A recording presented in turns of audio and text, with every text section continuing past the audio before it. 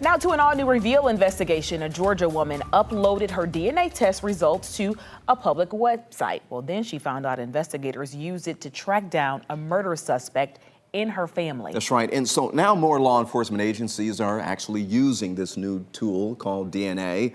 But who is addressing the privacy and ethical issues to protect you? Reveal investigator Faith Abube explains.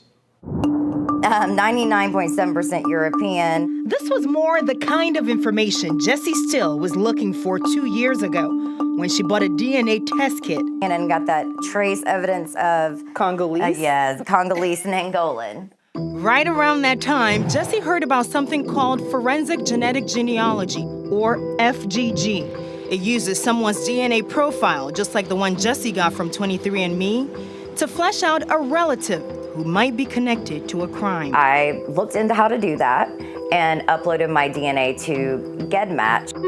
2 months later, a cold case investigator 1,400 miles away sent Jessie this message. She was a familial match to a suspected killer.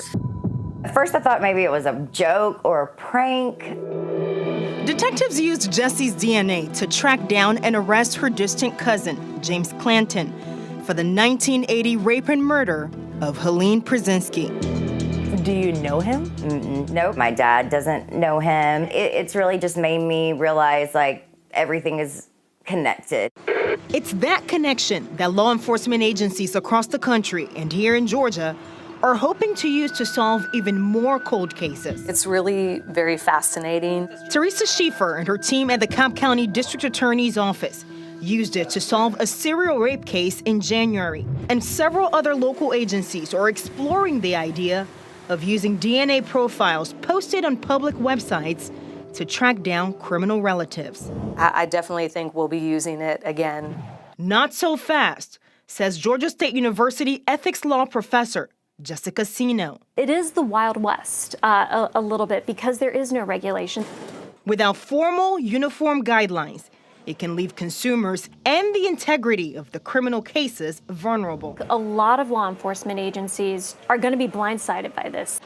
District attorneys like Schieffer are not opposed to some regulation, as long as it allows them to still do their jobs. We'll need to resolve some of those issues, if we can, on the front end instead of dealing with that in the court system on the back end. Weeks since her DNA helped police crack a 40-year-old rape and murder. The suspect is still waiting for his day in court, and Jessie hopes her role in this investigation can help Helene's family heal. That family that has been wondering who killed their daughter, now they have an answer.